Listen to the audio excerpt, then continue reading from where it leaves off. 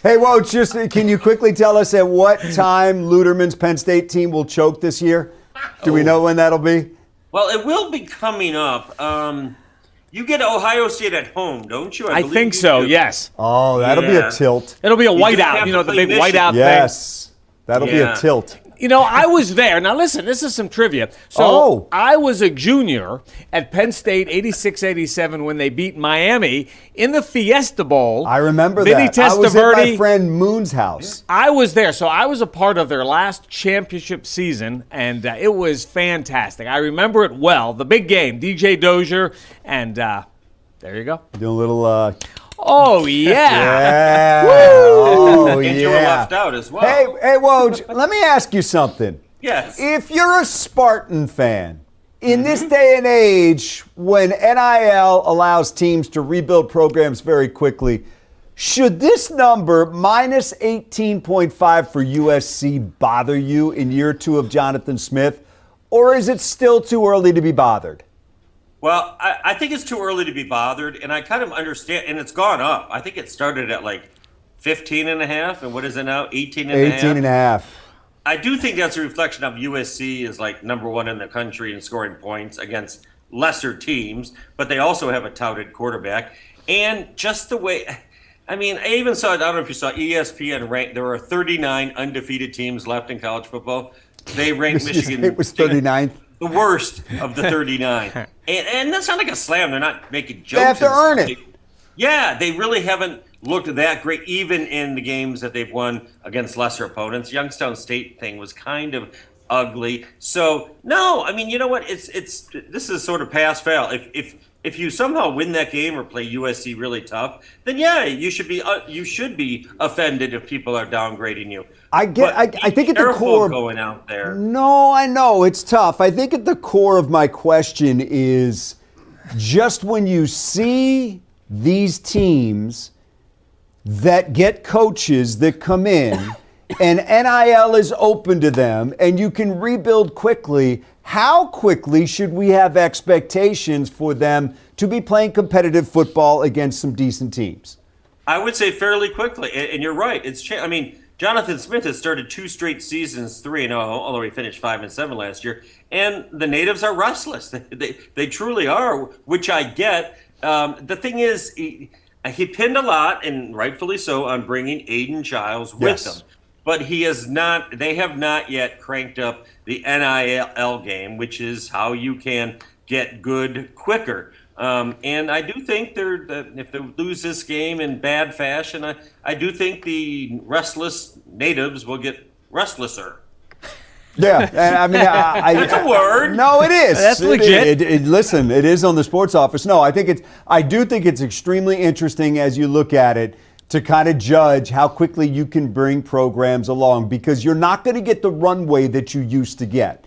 You know what? No. People will get restless very quickly because every offseason, there are so many players in the portal that you can build your program with. Now, I know that comes down to, okay, what's your NIL money look like and things like that. But, man, it's just the days of somebody taking 4 or 5 years to rebuild a program, they're gone. It's not that way anymore. But here's the difference.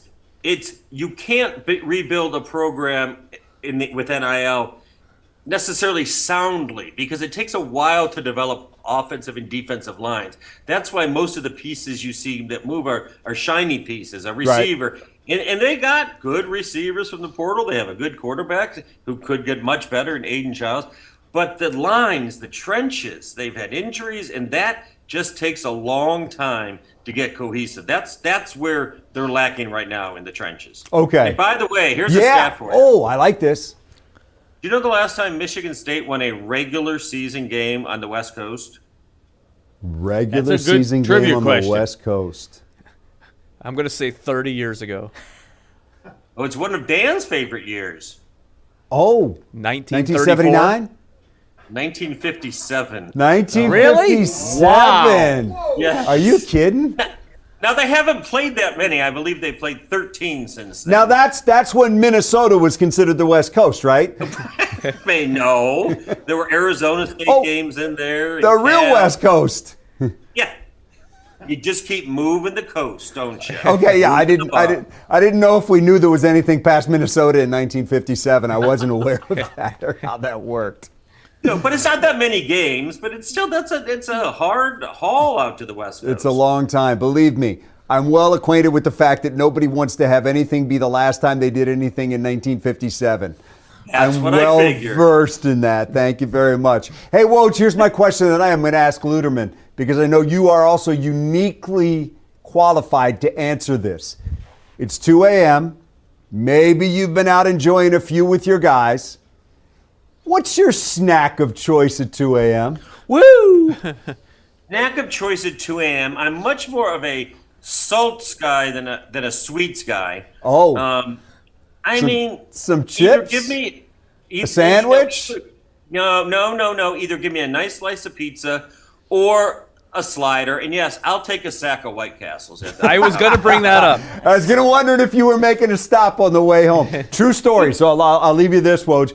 Back in the day when I used to stay out that late, there was a 7-Eleven in Virginia right between Reston and Sterling on Route 7. And I would walk in there and it'd be the same guy late Friday night, late Saturday night. And I'd look at him and he'd look at me and he'd either go or he'd go. And that told me whether or not the pizza in the storage thing was fresh and good to eat. He'd either tell me, yeah, you're good, or no, don't do it. So that didn't was get my one of snack those- of choice in the day. You didn't get one of those rolling sausages off the roller. No. did you? You have no idea what the carbon dating on those thing is. Woj, you're the best. Thanks, man. Appreciate you. You guys are doing great stuff. Enjoying it. Thank you. Say woo.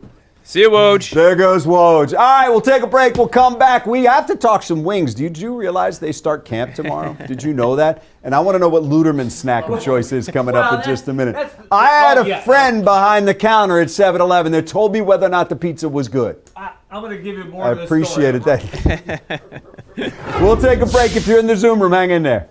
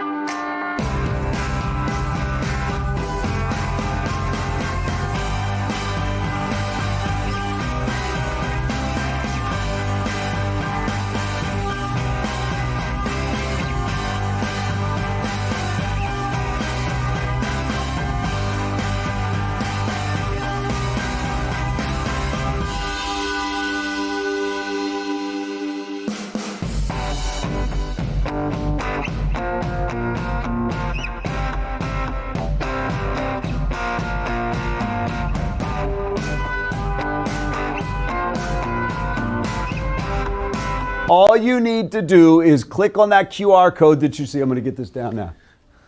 Oh, it's still over here. Right It's there. right There you there. go. All you need to do is Yeah. click on that QR code. You'll be in the Zoom room. Tommy will tell us about it, and then we'll hit you up. Like we're going to welcome in Benjamin right now. Benjamin, welcome. You're on the show, man. What's going on? Hey guys, it's me again. Good to see you. Yeah, good to see you guys too. So I have got two questions for you. Go. One is the Wings for the Wings, because you said that they start camp this tomorrow. weekend. The second question is the Tigers, because I know the playoffs of the postseason is going to start soon and everything. My question for you guys is: we already know Taylor Skubal is going to be like maybe the number one starter. Who do you think would be the second, third, or fourth starters behind Tarek Skubal? That's a great question because it comes down to Mize or Flaherty. I was going to say it's going to be. I would think I would guess Mize would get the second one, but Flaherty's got the experience, and maybe tonight's game might have something to do with the answer to that. If he goes out there and twirls 6 scoreless, maybe it's him. Right now, it's Still scoreless, right? Yep, it's Casey Flaherty. Yeah. It's like Somewhere one in the guy middle gets hot there. and the other one cools off, and Yeah. then they switch. It's a question that it's gonna be we've one been of them asking two. every time we've been together is who's the number 2 starter on this team, and you've waited for somebody to show consistency and be that guy. It's definitely one of those two. I would probably lean Mize, Yeah. but I almost feel like because of his experience that you got a manager that's almost waiting for Flaherty to say, I'm your guy. Well, it's weird with Flaherty though. If Well, you and look at the that's six, it. Yeah, go ahead. exactly. Go ahead. But I also think that you could also put Cater Montero in the rotation too, because of what he did in Miami in the final game of the 3-game series against Miami. It's a lot of trust to put into that and what's almost a chaos situation, but he'll probably get another start here coming up. And if he does that again, maybe he's into the conversation. But I think those other two guys make it tough. Yeah, for I mean, something like that. I could see how your analogy of Mize and then Flaherty, but if I was AJ Hinch, I would do Flaherty then Mize. Yeah, and you know what? If Flaherty goes out there and continues to do what he's doing tonight, that might be the case. Hey, hit us with the Wings real quick. Yeah, so I have my dad and I are going to maybe 60 games, hopefully 60 Nice. games. I think we're doing 20 this season. Predictions on how many wins they're going to get this season. Man, I mean, Well- you see the difference in what it takes to make the playoffs in the last couple of years. Yeah, Exactly. I mean, they And, were and I think 2 it's points less from the about playoffs last year. number of wins and more about what's it going to take to get in. Are they healthy? Yeah, and what's it going to take to get in? What do they get out of Gibson as their Yeah. goaltender? Who are the guys that provide secondary Exactly, scoring, and are they going to be consistent enough? Can your big guys be your best guys at critical times? Because last year, Matt, they weren't. Yeah, Eiserman talked a little bit on his Zoom call today about where he saw the need for the team to get better, and he addressed the goaltending situation because the save percentage was terrible last year. So he feels that that's going to get a boost with Gibson and Cam Talbot being the 1-2 there. And then he addressed the defense, which was not very good last year either. Right. So Wow. between those two things, your top 2 lines should be, I would say, 2 of the top in the Eastern Conference with Dylan Larkin and Raymond and DeBrincat and Kane and Casper. If he can continue to grow, their top 6 should be good. What are you going to get out of the third line and the fourth line? What is are you key going to too. get out of them in February and March when you really need them? Yeah, they can't. Yeah. John, hey, Benjamin, thank you very much for the call. Appreciate you, man. We got to take a break. We got one more segment when we come back. If you're on the Zoom line, hang in there. We're going to try to get 1 or 2 more in. Click that little QR code. It's 1 click. You're in. Tom's the gatekeeper. He's over there. We'll take a break and come right back. Woo!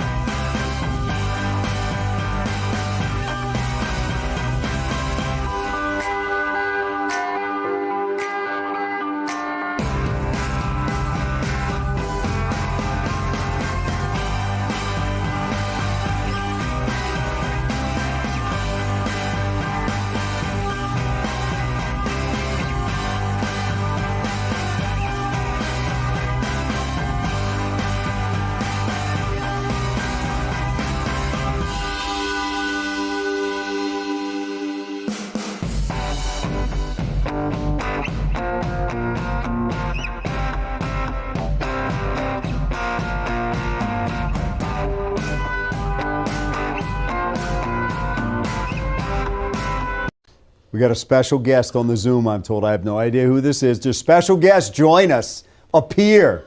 Look at this camera! What is up? My man. Weather Boy's in the house. What's going on? Turn your mic on. Turn your mic on. Turn your mic on. We don't hear you. Oh. Oh, we'll just keep him there because he's pretty, and we'll finish the show. Wait. Is it there? We still can't hear you. Oh, We can't hear him. Hey. do you hear us? Wasn't he like our electronics reporter? Oh, yeah, we don't hear you, huh? All right, you owe us a phone call, man. We wanted to hear from you tonight. We appreciate you trying. We'll figure out the technical difficulties next time. We don't have too much time left, Jason. Yeah. Let's go to Jason, who joins us again from the UK. What's up, man? Hey, you got to tell me, what time is it there that you're joining us from the UK? Turn on your mic. Is your mic on? Can you hear me, Dan? There we go. Perfect. Hey, what time is it there? It is 30 minutes, nearly 30 minutes past midnight, or 26 minutes. Well, past we midnight. appreciate you staying up for us, man. We got about I a love minute. it. What's on your mind? It's a pleasure to be on here. First of all, I have to say, as an Englishman, we don't see college football really that much, and it just blows my mind. You get 107,000 fans at Michigan Stadium. That is just They phenomenal. would want to tell you it's more than 110. So that's the first thing. I guess the other thing as well is I'm a massive Lions fan, as you know, but I do follow the Tigers as well, and I just want to get your views on, they're a bit sort of up and down at the moment, and you see someone like the Mariners, who I was just looking, I think they're on the run of 10 wins, aren't they? Could you see someone like a Mariners winning the World Series because they're just coming into the playoffs? I think it's a great question, Jason. We got 30 seconds to go, and let me just say this. It's exactly what I just talked to Woj about. It is, do you bank on a team that's hot at the end of the regular season, or do you look at the do-over that starts when you get to the playoffs and you're facing one team over 5 games or 7 games? And I think that's the question that you have to look at. We appreciate you, man. Frequent guest, Jason. Let's hear it for the folks in the UK. We appreciate that. That's going to do it for this edition of the Sports Office. Luderman. Thank you. my Thanks for man. having me. Luderman, thanks. We got him Cheez-Its. Oh, yeah, man. I'm happy. Me so happy.